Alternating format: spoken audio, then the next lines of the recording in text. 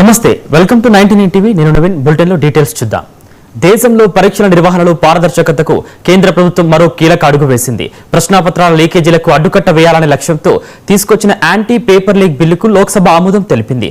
ముజువానీ ఓటుతో బిల్లు ఆమోదం పొందగా విపక్షాలు ప్రతిపాదించిన సవరణలు వీగిపోయాయి ఈ బిల్లుతో పరీక్షల్లో అక్రమాలకు పాల్పడే వారిపై కఠిన చర్యలకు మార్గం సుగమం కానుంది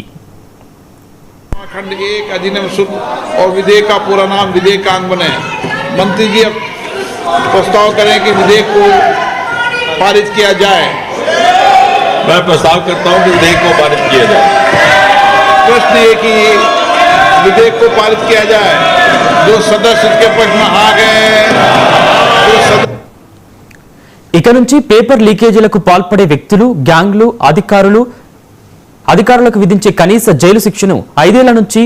10 ఏళ్ల వరకు పెంచారు అక్రమాలకు పాల్పడే వ్యక్తులకు 50 లక్షల రూపాయల వరకు జరిమానా విధించేలా బిల్లును రూపొందించారు పరీక్షలు నిర్వహించే ప్రైవేట్ ఏజెన్సీలు సంస్థలు ముఠాలకు 5 కోట్ల రూపాయల వరకు భారీ జరిమానా విధించడంతో పాటు ఆ పరీక్ష నిర్వహణకు అయిన మొత్తం వ్యయాన్ని వారి నుంచే వసూలు చేయనున్నారు పేపర్ లీక్ కేసులను కేంద్ర దర్యాప్తు సంస్థలు ప్రత్యేక ట్రాన్స్పోర్ట్ కు ఈ కేసుల విచారణను 2 నెలలుగా పూర్తి చేయాల్సి ఉంటుంది కేసులను వేగవంతంగా పరిష్కరించడానికి కొత్తగా ఏర్పాటు చేసే ప్రత్యేక ఫాస్ట్ ట్రాక్ కోర్టుల్లో రోజువారీ ప్రాతిపదికన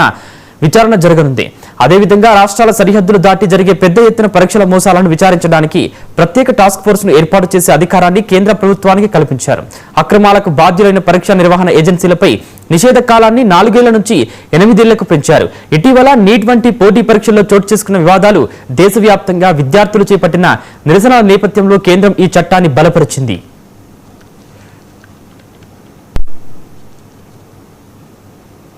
किया जाए। जो सदस्य इसके पक्ष में आ गए जो सदस्य विरोध में ना गए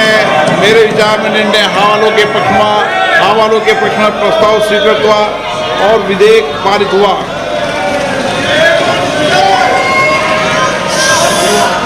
सभा की कार्रवाई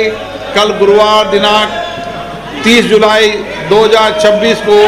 11 बजे तक के लिए स्थगित की जाती है।